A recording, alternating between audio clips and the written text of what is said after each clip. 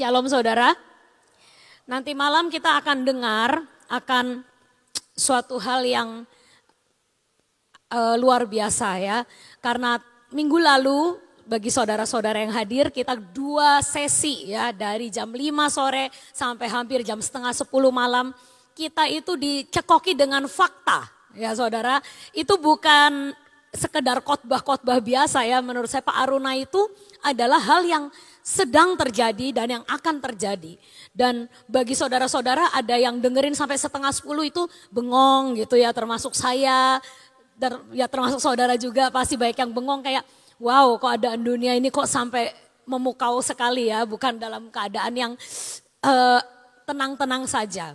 Nah ada yang pulang karena lapar ya saudara ya, padahal jam 7 udah makan. Tapi gak tahu kenapa jam 9 udah bubar. Mungkin pusing kepalanya ya, tidak sanggup untuk menampung fakta-fakta dan kenyataan.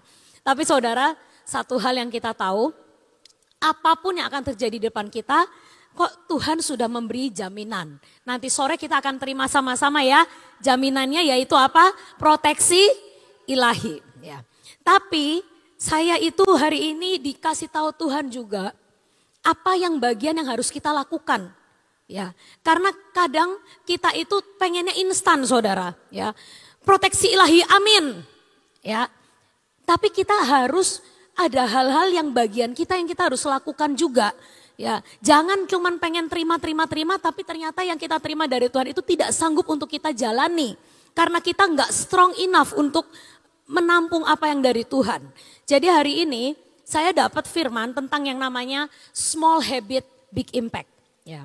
Saudara, sebelum saya memulai firman, saya akan membeberkan akan fakta-fakta ya, kenapa kebiasaan kecil itu dampaknya besar. Ya. Ada 2 cerita ya. Yaitu yang pertama adalah tentang sebuah kota kecil di Amerika ya. Di kota itu kalau zaman dulu itu bukan zaman dulu, di Amerika sampai sekarang itu orang itu tidak dilarang untuk minum air dari keran, betul? Kalau di Indonesia ditulis ya, tidak boleh minum air dari keran karena airnya Indonesia, keran Indonesia itu tidak layak minum.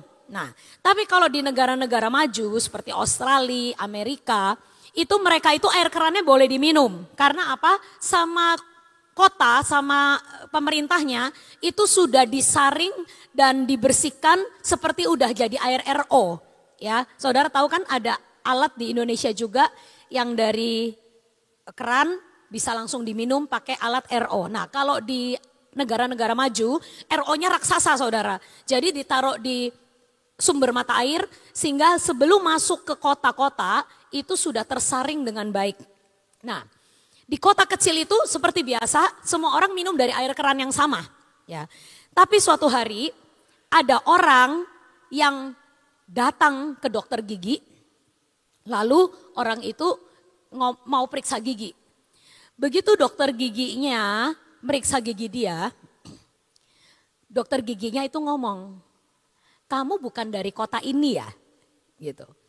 Hah? Terus dia kan nanya, aneh gitu kan, dokter gigi ngurusin gigi kenapa nanya asalnya saya. Terus dokter gigi ngomong, kamu pasti bukan dari sini gitu. Kamu waktu kecil gak di sini kan? Dokter gigi ngomong gitu, oh enggak dok, enggak. Saya ini baru beberapa tahun yang lalu pindah ke kota ini. Ya. Jadi saya memang masa kecilnya saya bukan asal dari sini. Saya tahu, kata dokter giginya. Loh kok bisa dokter tahu, apakah dari logat saya ataukah dari cara berpakaian saya berbeda dari warga kota, pikir dia. Oh enggak, saya tahu kamu bukan orang sini dari gigi kamu. Kata dokternya gitu. Hah? Kenapa? Kok bisa dok? Karena gigi kamu banyak yang bolong. Warga asli kota sini giginya jarang yang banyak bolongnya. Oh kok bisa gitu dok?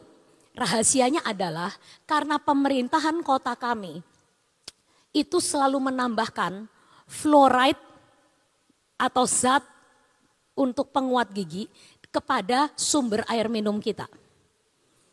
Itu yang gak semua orang tahu. Tapi saya sebagai dokter gigi saya tahu. Saya pernah mungkin diundang ya sama pemerintah kota, dikasih tahu bahwa kota kita ini diberi zat fluoride yang sekian mili doang di air minum.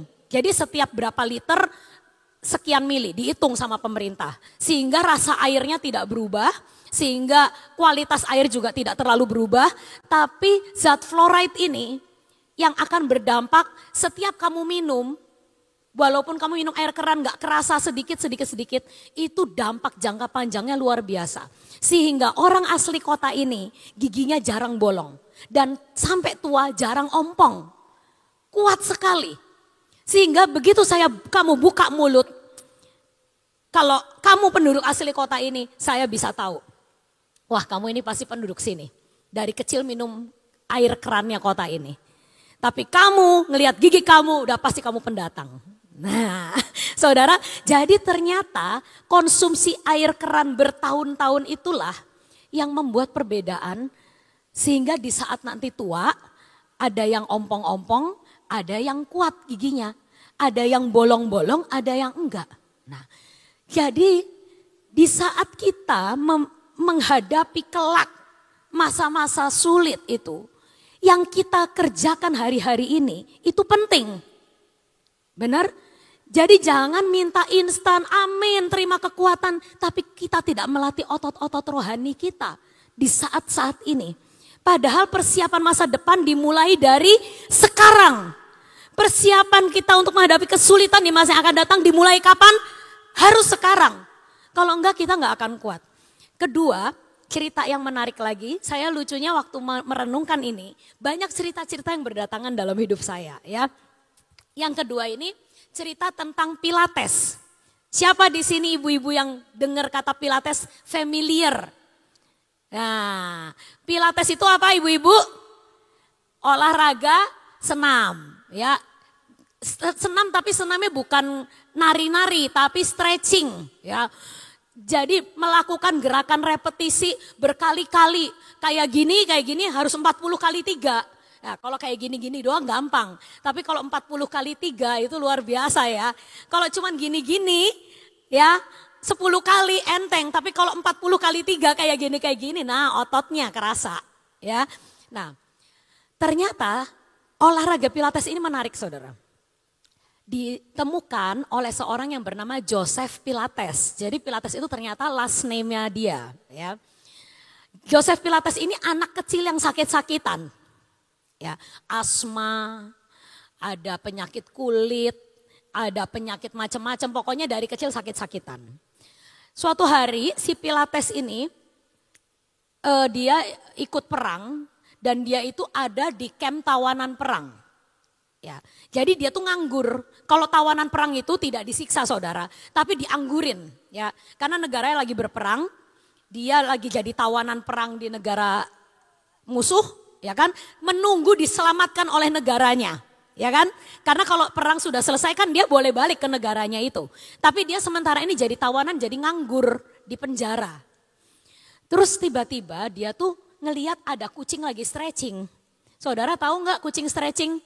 Udah pernah ngeliat yang dia sampai punggungnya melengkung gitu ya.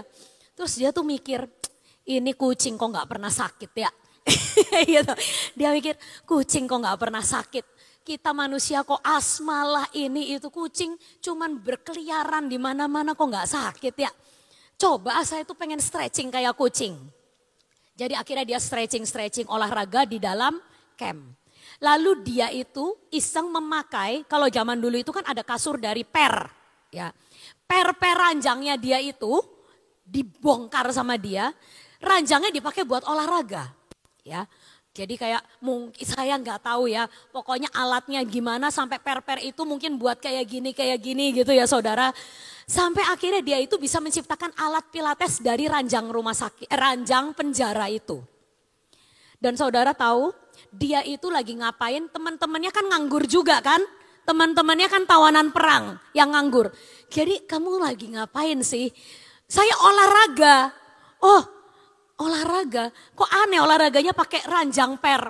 Tapi enak sekali, kata dia gitu. Begitu kamu selesai olahraga badannya enteng. Jadi teman-temannya yang pada nganggur itu ikutan pakai ranjangnya dia. olahraga. Sampai seisi camp itu rajin pilates, berolahraga. Pakai alat temuannya dia itu. Mungkin ranjangnya masing-masing dibongkar jadi ranjang pilates ya mungkin ya. Tiap hari mereka berlatih. Saudara tahu saat flu Spanyol menyerang, itu jutaan orang di Spanyol mati. Tapi ada yang aneh, di camp tawanan perang ini sakit pun tidak. Sakit pun tidak. Padahal flu itu kan menular dari udara ya saudara ya. Jadi waktu satu Spanyol itu flu, ya otomatis harusnya orang-orang penjara itu ya pasti juga kena dong gitu loh. Karena menular dari udara. Tapi tidak ada satupun dari mereka yang meninggal. Dan bahkan sakit pun mungkin hanya sedikit yang sakit. Setelah diselidikin, ya, kok bisa ya tawanan perang ini malah sehat-sehat semua, rakyat pada mati. Ternyata ditemukan mereka tiap hari pilates, rajin berolahraga. Mereka melakukan itu menjadi small habit yang tiap hari dilakukan. Saat pandemi itu tiba, mereka terluput. Nah, jadi kita tahu bahwa ada beberapa hal yang harus kita rutin lakukan untuk memperkuat akan hidup kita. Sehingga saat kesulitan itu datang, ujian iman itu datang, kita itu menjadi orang-orang yang kuat menghadapinya. Ya, seperti saya nggak usah jauh-jauh dari pilates ya. Gembala saudara juga melakukan. Ya, gembala saudara ini ya Ibu Nani, itu orang yang kalau melakukan small habit itu rutin. Ya. Waktu dia berumur sekitar 45-50 tahun, kakinya pernah retak. Ya, jatuh, retak. Lalu waktu diperiksa sama dokter bilang kamu ada gejala osteoporosis. Lalu ibu saya berkata, betul dok, otomatis. Karena apa? Saya tidak suka susu. Dari kecil saya tidak minum susu. Sehingga tulang saya pasti nggak baik. Dokternya bilang kalau mau mencegah akan hal ini harus rajin minum kalsium. Begitu diomong dokter, dari umur 45 tahun, sekitar 45 ya mah mungkin ya, sampai dengan hari ini Ibu Nani minum kalsium, tidak pernah lewat, tidak pernah lupa. Nah, small habit itulah menurut saya yang membuat dia secara rohani kuat, tapi secara jasmani juga saudara bisa lihat kasat mata. Ya. Saat orang yang lain umur 70 sudah mengalami sakit ini sakit itu, beliau itu menurut saya ya fisiknya lebih kuat dari yang muda. Ya. Karena apa? Small habit yang dia lakukan kecil, mungkin cuma 1-2 pil sehari. Tapi dia taat, dia ngomong ini penting buat badan saya. Kalau saya mau sampai tua, saya tidak menyusahkan, saya bisa jalan dengan baik, saya bisa melayani Tuhan dengan baik, saya bisa pergi ke bangsa-bangsa dan tidak dihalangi oleh rasa sakit. Saya harus melakukan small habit ini dengan taat. Dan itu ketaatan beliau itu luar biasa ya. Yang kita harus belajar ya. Kita sebagai orang, saya sebagai anaknya aja sedang belajar untuk rutin melakukan sesuatu dan tidak lupa ya saudara ya. Saya itu tahu kelemahan saya nih lupa Tuhan, kelemahan saya lupa. Jadi sekarang saya itu kalau pagi mau minum minuman kesehatan atau mau minum apapun, saya nyuruh Mbak mempersiapkan di tempat yang saya lihat dan di tempat yang kalau saya mau keluar saya lihat barang itu dulu. Nah itu namanya mengatasi kelemahan ya. Karena saya tidak punya daya ingat yang seperti mama atau kerutinan yang seperti mama. Ya, tapi saya mikir ini kalau saya gak pernah punya small habit yang rutin, bolong-bolong, itu rugi saya. Nanti kalau saya seumur dia gak kuat, ya kan? Jadi saya harus melakukan sesuatu yang rutin. Artinya gimana caranya? Oh kelemahan saya tuh ini Tuhan. Lakuin untuk orang lain membantu. Ya. Sekarang saya tiap hari saya minum minuman kesehatan sebelum berangkat kemanapun. Saya ngomong ke mbak-mbak, tolong ya, tiap pagi siapin ini buat saya, taruh di situ. Jadi saya begitu mau jalan ke mobil, itu pasti ngelihat barang itu saya minum ya saudara. Jadi kita harus mengatasi semua kelemahan kita. Dan kita harus belajar untuk melakukan good habit dari sekarang. Tidak cuma secara jasmani tapi rohani juga. Nah, sekarang masuk firman. Itu kan tadi secara jasmani. Amin. Dan saudara harus lakukan ya supaya nanti kita sampai tua-tua tetap strong seperti ibu gembala kita Amin. Jadi jangan sampai kita disuruh pelayanan lalu aduh gak bisa, ini punggungnya sakit, gak bisa ini buat jalan kakinya, aduh ya pekerjaan masih banyak, ladang sudah menguning, siap untuk dituai. Ya, jadi sampai tua kita rawat akan tubuh jasmani kita untuk melayani Tuhan sampai kedatangan Tuhan kedua kali kita didapati masih sehat. Ya, nah, tapi secara rohani ada hal-hal yang contoh-contoh di Alkitab. Orang-orang yang punya habit yang baik sehingga di saat kesulitan melanda dia tetap kuat. Contoh kita baca yang nomor 1 adalah Paulus. Ya. Paulus ini punya kebiasaan good habit yaitu bersyukur di dalam segala keadaan. Dia bisa menikmati saudara. Ya. Kita baca dulu dari Filipi 4 ayat 4 sampai 11. Kita baca berbalasan. Ya. Ayat ini ditulis sama Paulus saat dia sedang di dalam penjara. Bayangin. Ya, orang lagi di dalam penjara dan dia tulis ayat ini untuk jemaat di Filipi. Ya, kita baca, saya baca ayat keempat, saudara baca ayat kelima dan seterusnya. Bersukacitalah senantiasa dalam Tuhan. Sekali lagi kukatakan, bersukacitalah.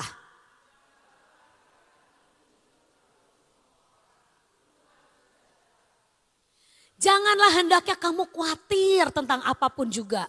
Tetapi nyatakanlah dalam segala hal keinginanmu kepada Allah dalam doa dan permohonan dengan ucapan syukur.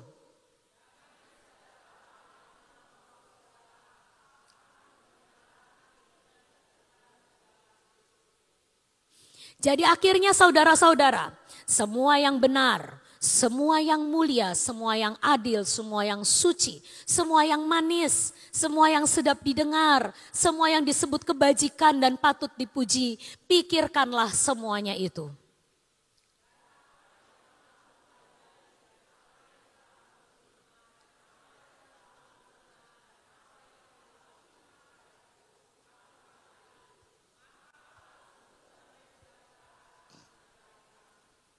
Aku sangat bersukacita dalam Tuhan bahwa akhirnya pikiranmu dan perasaanmu bertumbuh kembali untuk aku.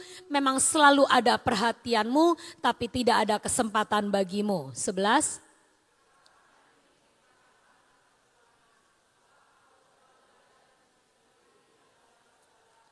Nah, ini adalah good habitnya Paulus. Dia berkata ini ayat adalah ayat penghiburan biasanya saudara ya. Kalau orang lagi kesulitan ngomong, biarlah engkau memikirkan apa yang baik, yang suci saja, yang sedap didengar. Nah, kalau ada yang kurang sukacita akan temannya berkata, bersukacitalah karena sukacita itu obat yang manjur. Nah, ayat-ayat yang viral ini, ayat-ayat yang keren-keren ini diciptakan Paulus saat dia ada di dalam penjara. Dan ayat yang ke-11 menyimpulkan semuanya. Aku belajar untuk mencukupkan diri dalam segala keadaan. Artinya apa? Content, puas di dalam segala keadaan. Itulah yang menyebabkan di dalam penjara dia tidak mati sia-sia, dia tidak membuang waktunya dengan meratapi nasib, dia tidak melakukan hal-hal yang membuat dia tambah down. Tapi apa yang Paulus lakukan saat dia di penjara? Dia menciptakan hampir separuh dari perjanjian baru. Ya. Dia sangat produktif. Bahkan di saat badannya dikekang, saat kesulitan itu membuat dia gak bisa bergerak seakan-akan. Tapi akhirnya semua yang dia lakukan di dalam penjara itu tetap produktif. Dan apa yang produk dari penjara itu adalah kitab-kitab yang ada di perjanjian baru. Ya. Kalau kita bisa punya habit seperti Paulus. Ya, dalam segala keadaan belajar bersyukur. Sekarang mungkin gampang latihannya. Gak terlalu susah. Tapi soal ujian yang beneran nanti mungkin akan lebih susah. Tapi kalau kita yang kecil-kecil ini gak pernah latihan, nanti ketemu yang gede hancur. Betul? Seperti anak sekolah, dikasih latihan ulangan dulu. Ya. Latihan ulangannya kamu dapat 9, pasti nanti ujiannya ya kurang lebih dapat 9. Kalau latihan ulangannya kamu dapatnya 3, 4, 3, 4 ya. 3 atau 4, 3 atau 4 ya. Tapi kalau nanti ujian gak mungkin kamu bisa tiba-tiba dapat 9. Ya. Jadi apa yang kita lakukan hari-hari ini tuh seperti latihan buat jiwa kita. Dan kita harus tekuni itu. Supaya saat ujian yang sesungguhnya datang, iman kita kuat. Amin.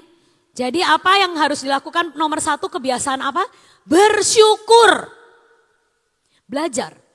Kalau misalnya pembantu mecahin sesuatu, kan pasti nanya kan, Mbak apa itu yang pecah? Ini nyonya, ini bu. Gitu. Jangan ngomel dulu, coba belajar ngomong puji Tuhan dulu. Puji Tuhan. Lain kali hati-hati ya Mbak, latihan saudara. Latihan dari hal yang kecil. Ya, jadi dalam keadaan yang gak enak, gak sesuai sama hati kita, belajar untuk pertama ngucap ini apa dulu? Puji Tuhan. Ya, nanti abis itunya mau nasehatin gak apa-apa. Tapi biasanya kalau udah puji Tuhan tensinya kita udah rada turun dulu. Ya, jadi gak mungkin abis puji Tuhan terus wah kamu tuh gak mungkin. Biasanya kalau udah puji Tuhan tensi turun. Nah begitu tensi turun ngomongnya udah nadanya gak akan terlalu tinggi. Amin. Ya, kalau ada anak nakal, ya, atau ulangannya, gitu, kok jelek ya udah dilesin segala macam, mah, dapat 57 misalnya gitu, 3 lagi 6 loh mah, ini kan mangkel kan, biasanya anak tuh kayak gitu kan, 3 lagi, ya 3 lagi, tetap itu jelek kan, masih ngomong kayak gitu. Tapi pertama kali yang disebut apa? Puji Tuhan. Ya puji Tuhan, tapi kamu harus belajar, gak bisa. Ya gitu-gitulah ya, saudara ngerti ya. Jadi kita itu harus belajar seperti Paulus, dalam kondisi yang gak enak-enak itu, kita tetap belajar mengucap syukur. Itu good habit, itu yang akan membuat di dalam keadaan apapun di depan kita, saat kita seharusnya kita mengeluh, kita kuat. Di saat seharusnya kita jatuh, kita kuat. Di saat seharusnya kita marah sama keadaan, marah sama Tuhan, kita akan berkata, aku bersyukur dan mengucap syukur dan aku akan bersuka cita, aku akan memikirkan semua yang baik, semua yang murni, semua yang kudus, semua yang adil, semua yang positif akan aku masukkan dalam pikiranku. Itu bisa dilakukan saat kita melatih otot iman kita untuk bersyukur dalam segala keadaan. Ya, belajar saudara. Ada teman saya yang ngomong, ya, dia ngomong saya gini, oh Sof kamu mau ke Afrika ya? Saya percaya, walaupun kamu itu mau ke Afrika, kamu mau ke kampung, kamu mau kemana-mana, nanti pasti Instagram kamu tetap menarik, dia bilang gitu. Karena kamu itu orang yang bisa menikmati semua keadaan kalau saya bilang. Ya, mungkin nanti kamu makanan Afrika yang gak enak aja kamu masukin Instagram tetap orang ngiler. Saya heran lihat kamu memang. Kamu itu terus dia ngelihat dia ke Sulawesi ya kemarin. Itu kan kampung ya saudara. Tapi tiba-tiba yang saya masukin Instagram apa? Lagi jalan-jalan ke pantai ya kan. Ngambil waktu ya saat hari ini pulang. Saya bilang pulangnya sore ya. Saya mau ke pantai dulu. Gitu, sama anak-anak penari, sama anak-anak media gitu. Supaya ada jalan-jalannya, nikmatin yang ada ya. Akhirnya anak-anak semua 5 kapal ya kitanya have fun dulu. Walaupun itu kita pelayanannya di kampung, di pelosok ya. Tapi kita belajar apapun ya, nikmatin keadaan. Nah, jadi kita itu hidup tuh harus seperti itu. Apapun yang dihadapin, aduh Afrika, aduh itu, tetap ada yang bisa kita nikmatin. Ya, jadi kita itu hidup harus bersyukur dalam keadaan apapun. Ya, keadaannya kayaknya Paulus ini loh, di penjara bisa praise and worship saudara. Ya, dia di penjara, kakinya sama tangannya dipasung. Ya, tapi mulutnya nggak diperban, mulutnya nggak ditutup.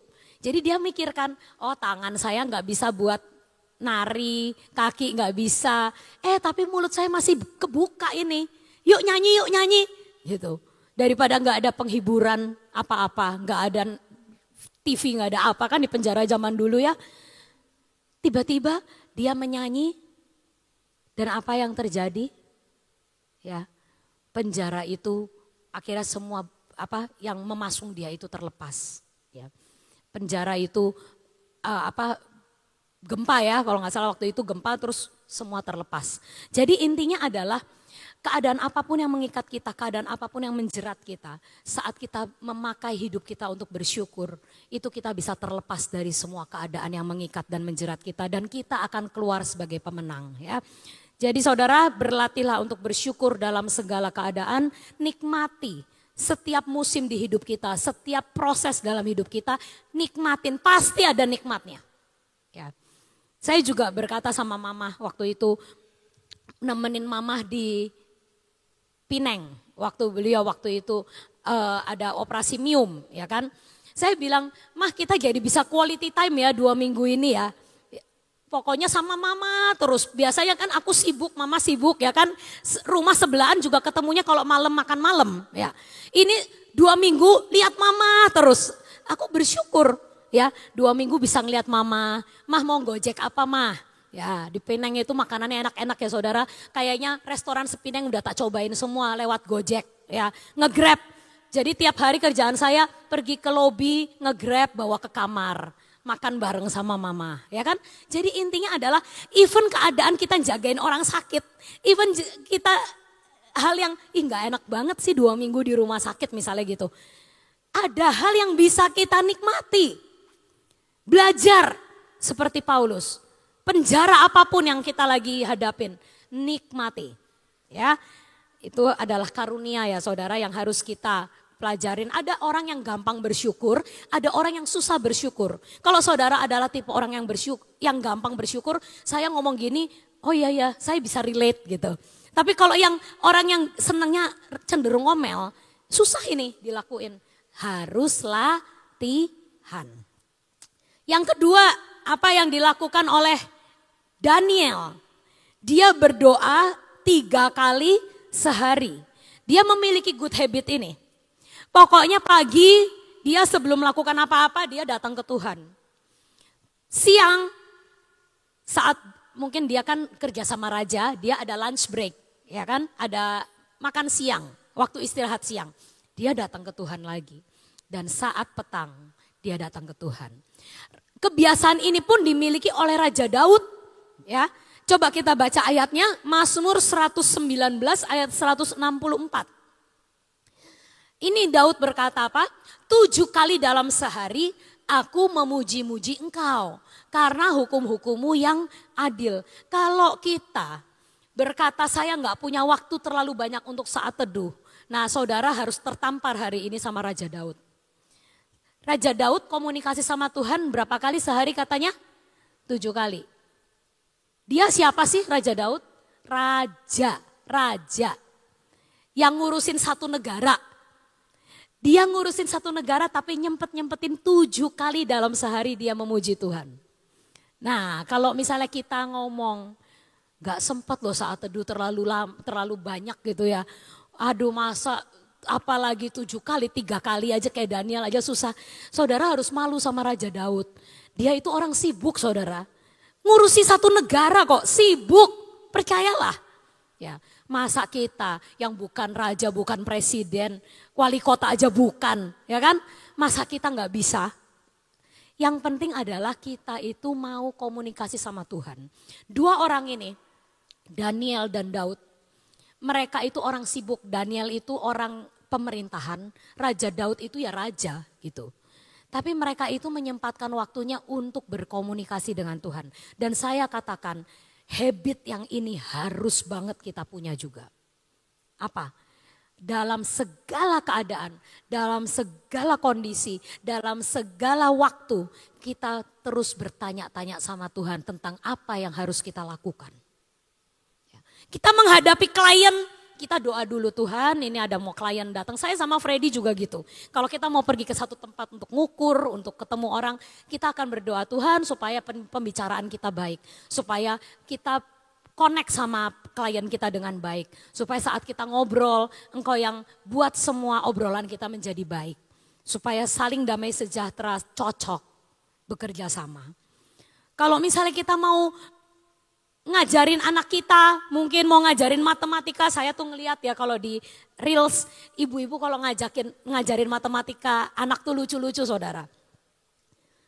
5, 3 dikurang 7. 3 dikurang 7 bisa nggak? Nggak bisa mah, harus minjem ke 5. Anaknya yang jawab, mah kalau 5-nya nggak mau minjemin kayak gimana mah? Hajar aja 5-nya, hajar. mamanya kalau ngajarin matematika, kalau 5-nya nggak mau minjemin gimana? Hajar, pukul 5-nya. 5-nya dipukul aja kalau nggak mau minjemin. Mamanya udah emosi tingkat dewa. Jadi saya mikir iya, kita itu sebagai orang tua pun kalau mau ngomong ke anak aja, belajar seperti Raja Daud. Kontak sama Tuhan dulu. Tuhan, aku nih mau ngomong sama anakku, aku mau ngajari matematika ke anakku Tuhan. Tolong aku, beri kedalaman, kesabaran seluas samudra Tuhan misalnya gitu ya. Supaya saya itu bisa ngajari dan dia ngerti. Karena kalau anaknya digituin ya saudara, buyar saudara ya. Wes pokoknya bingung dia. Nanti minjem ke 5-nya gak mau minjemin gimana 3-nya ya. Wes pokoknya kita harus apapun. Misalnya kita mau ngomong ke suami kita tentang hal yang penting. Misalnya. Atau kita mau ngomong ke anak remaja kita tentang suatu hal yang sensitif mungkin. Karena anak remaja itu kan sensi ya saudara ya. Disenggol dikit, mama maksud mama tuh begini no. Nah itu remaja ya. Mamanya baru ngomong 1, dia udah kayak bikin tameng di sekitar hatinya. Pokoknya mama tidak boleh menyakiti hati saya. Padahal mamanya maksudnya mau ngasih tahu. Nah, tapi itulah kita harus dalam segala kondisi kecil-kecil di hidup kita ini. Keputusan apapun, tindakan apapun yang kita lagi mau kerjakan, kita belajar seperti Raja Daud, datang ke Tuhan. Ya, itu akan mempermudah hidup kita, percayalah. Dan kalau kita dalam perkara-perkara yang kecil ini sudah belajar tanya Tuhan, minta pimpinan Tuhan, nanti saat kita harus ambil keputusan yang lebih besar atau memutuskan suatu perkara yang lebih rumit, kita pun akan selalu datang ke Tuhan, terbiasa dengan itu. Dan kita bisa mengerti pimpinan Tuhan. Kalau dari hal yang kecil kita belajar gimana cara Tuhan memimpin kita, nanti kita akan ngerti cara Tuhan memimpin kita menyelesaikan masalah yang lebih besar. Amin. Jadi hari ini kita harus berlatih. Ya. Secara jasmani, kenali tubuh kita. Apa yang kau perlukan, vitamin apa yang kau perlukan, olahraga apa yang kau perlukan. Latih badan kita. Tapi secara rohani kita pun tahu apa yang kita perlukan, apa yang kita butuhkan untuk otot rohani kita ini semakin kuat. Dan percaya saat kita melatih semuanya, good habit akan memberikan great impact di masa yang akan datang. Good habit akan membuat proteksi Tuhan menjadi sempurna di dalam hidup kita. Amin. Belajar untuk melakukan bagian yang menjadi bagian kita, Tuhan akan memberikan sesuatu proteksi yang luar biasa. Saya mau sampaikan untuk sebentar sore benar-benar mempersiapkan diri ya. Saya tadi pagi waktu saat teduh juga Tuhan itu mengingatkan begini, nak, kamu ingat enggak? Pada saat kamu ulang tahun itu kan ada yang dapat penglihatan bahwa kamu itu mendapatkan 7 peti emas. Oh iya Tuhan, saya lupa loh saudara. Itu loh manusia tuh suka cepat lupa lah gitu. Oh iya Tuhan. Nah yang kamu bahas berapa? Baru 2 saya bilang. Sekarang kamu bahas yang ketiga. Saya lupa.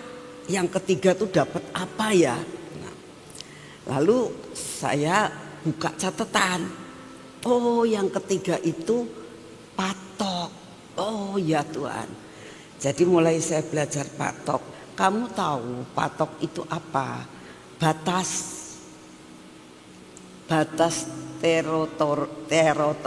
teritorial ya batasnya. Jadi kalau namanya proteksi itu patok. Oh, Tuhan jabarkan luar biasa ya. Jadi saya tuh merasakan, oh Tuhan, banyak orang pada saat saya bicara tentang dua peti itu, yang pertama adalah perlindungan dan perjanjian, penetapan dan perjanjian, yang kedua itu kan Tuhan kasih bayi-bayi itu ya kan, sudah diterangin semua. Banyak yang nanya, Bu, yang ketiga apa? Yang keempat apa? Ya nanti, saya belum dikasih tahu, suruh nyampaikan, saya bilang gitu. Kok Tuhannya nggak lupa, sayanya lupa. Yang lain pada nanya, kapan ya? Saya bilang saya juga nggak tahu. Saya juga sampai lupa mendapatkan hal seperti itu. Ya, harusnya tidak boleh lupa. Ya. Saya tadi malam itu dengerin khotbahnya Pak Yusak sayanya ya. Nah dengerin khotbahnya Pak Yusak tuh ngomong gini, tak pikir-pikir bener Pak Yusak gue kudu dipanutin nih bener. Pak Yusak tuh ngomong gini, banyak orang tanya sama saya, Om tahun depan gimana Om, bakal apa yang terjadi, terus apa yang harus kita lakukan gitu. Ini khotbahnya Pak Yusak kemarin yang saya dengar tadi pagi ya. Lalu Pak Yusak ngomong, "Loh, gue kok ngomong kayak begitu tuh? Sekarang kalau kamu dapatkan janji Tuhan," dia bilang gitu. Janji Tuhan didoain sama Mbak Tuhan terus dapat janji kan. Janjinya ini. Nah, kamu itu tidak berfokus kepada pemberi janji, tapi kamu berfokus pada janjinya, yang mengakibatkan semua janji kamu ini mundur karena kamu tidak berfokus kepada pemberi janji tapi kepada janjinya. Nanti kalau ini kok nggak dipenuhi ya, kok lama ya, aku kok berputar-putar. Ya salah siapa? Karena kamu berpegang pada janji tapi tidak berpegang kepada pemberi janji. Harus berpegang pada pemberi janji sehingga semua janji itu menjadi kenyataan. Iya ya, benar yang Pak Yusak ngomong. Ya itu saya dengerin khotbahnya Pak Yusak tadi malam. Nah, terus tadi pagi saya diingatkan janjinya Tuhan. Nah saya lupa. Saya bilang lah kayak bisa lupa ya sama ada 7 hal yang Tuhan berikan ini yang sudah dibahas 2. Dan Tuhan katakan nanti hari ini kamu bahas lagi. Karena ada hubungannya dengan proteksi ilahi. Luar biasa saudara. Jadi kalau kamu gak datang itu rugi besar ya. Karena Tuhan akan memberikan perkara-perkara yang ajaib. Buat yang luar kota kalau bisa datang, datanglah. Kalau memang gak bisa datang ya jangan lupa streaming ya. Karena ada hal-hal yang khusus yang Tuhan berikan. Jadi jangan sampai lupa datang supaya Tuhan itu memberikan perkara yang luar biasa kita tangkap. Tapi seperti yang tadi Sofi katakan, ada bagian yang harus kita lakukan, ada bagian yang Tuhan akan lakukan ya. Yuk kita berdoa. Terima kasih ya Tuhan untuk apa yang Kau berikan kepada kami pada pagi hari ini. Kami mengucap syukur. Hari ini sepanjang hari Tuhan, mulai dari pagi Engkau sudah mempersiapkan segala sesuatu. Sampai nanti malam Engkau memberikan segala-galanya. Tuhan, inilah hari yang istimewa. Inilah hari yang luar biasa. Hari Selasa adalah hari Sabat kami Tuhan. Kami tahu kami akan menikmati akan banyak perkara. Dan kami mengucap syukur Engkau adakan di tempat ini. Tempat Sion Tuhan, kami mengucap syukur. Terima kasih untuk kasih setiamu dan anugerahmu yang luar biasa. Bapak, saat ini Kau siapkan hati kami buat sebentar sore Tuhan. Bicaralah Engkau, beritahukan kepada kami, beri kami boleh menangkap apa yang Engkau mau. Dan kami boleh menikmati Tuhan, bukan sekedar mendengar-mendengar tapi kami menikmatinya. Terima kasih untuk semuanya. Bapak, kami mau menyerahkan akan semua yang bertugas, baik para asyer maupun semua pelayan mimbar Tuhan, maupun penari dan juga semua multimedia. Tuhan, kami minta kuasa-Mu disempurnakan. Kami sangat percaya Engkau Bapa yang luar biasa. Terima kasih Tuhan Yesus untuk kasih setia-Mu. Engkau yang akan memagari tempat ini, Engkau akan mematok tempat ini Tuhan. Areal tempat ini adalah milik-Mu. Terima kasih untuk semuanya. Bapak, saat ini kami datang di hadapan-Mu. Kami tetap mau berdoa, sekalipun tadi kami sudah melakukan doa di dalam pujian Tuhan tentang bangsa dan negara kami. Kami tetap mau berdoa. Berikan hikmat, marifat, kebijaksanaan buat Bapak Presiden, Wakil Presiden dan semua stafnya Tuhan. Semua yang berhubungan dengan pemerintahan, DPR, MPR maupun semua Tuhan, seksi-seksi yang ada, semua kabinet Tuhan, semua kepala daerah, semua yang menteri-menteri yang menguasai dan melakukan segala sesuatu, Engkau cengkeram dengan kuasa-Mu.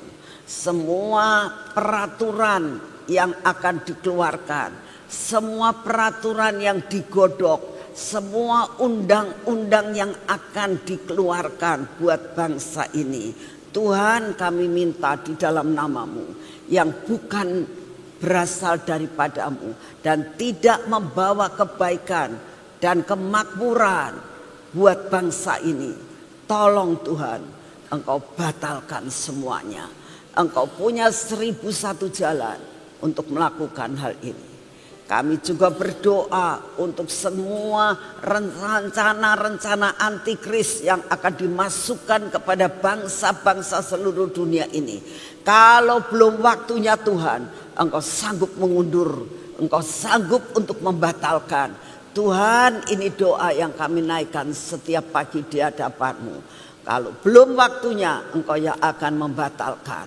Tapi kalau sudah waktunya, mohon proteksi ilahi, mohon perlindungan-Mu, mohon keluputan-Mu buat bangsa-bangsa pilihan-Mu, dan buat anak-anak-Mu Tuhan dimanapun mereka berada.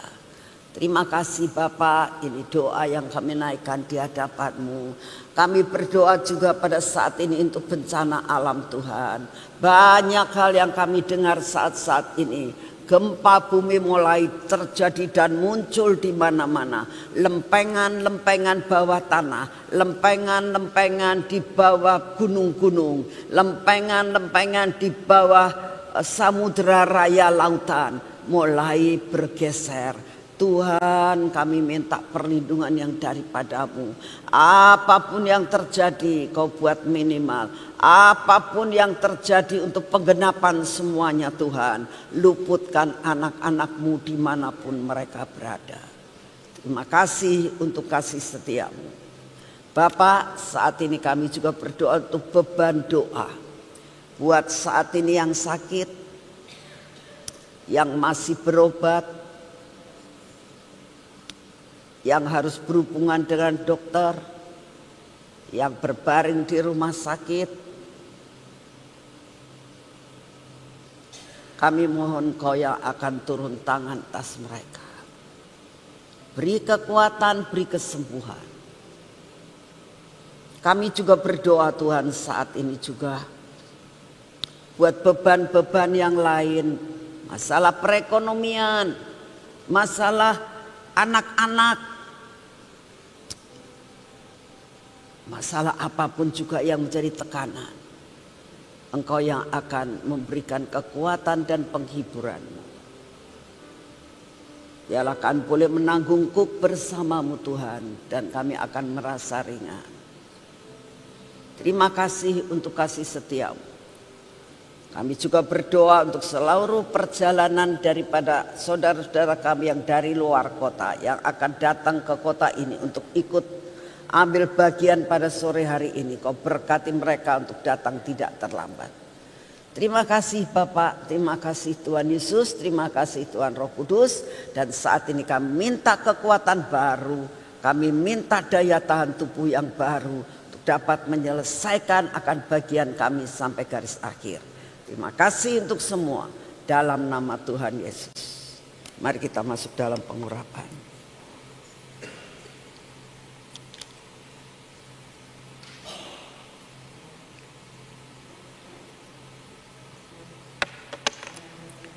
Bapak, saat ini kami datang di hadapan. Biarlah pengurapan minyak supranatural ini ya Tuhan, memasuki akan seluruh kehidupan kami. Pikiran, mata kami, jiwa kami dan hati kami. Bibir, mulut kami dan telinga kami. Tolong Tuhan, supaya benar-benar merasuk dalam hidup kami. Pada tangan kami dan pada kaki kami. Semua yang tidak baik dalam hidup kami Engkau yang hancurkan. Tuhan, apa yang menjadi jatah kami, kami akan terima dengan utuh. Tangan kami adalah tangan yang bergerak dalam supranatural. Engkaulah yang akan menolong, sehingga apa yang menjadi jatah kami tidak kececer. Biar perjalanan kami hari ini adalah perjalanan yang membawa berkat. Engkau akan lumuri kaki kami dengan kebaikan dan kenikmatan yang daripadamu. Terima kasih Bapak. Sekali lagi kami mau menyerahkan sebentar sore. Biar kami tahu Engkau sediakan luar biasa buat kami. Dalam nama Tuhan Yesus. Amin. Selamat pagi, Tuhan memberkati saudara semuanya.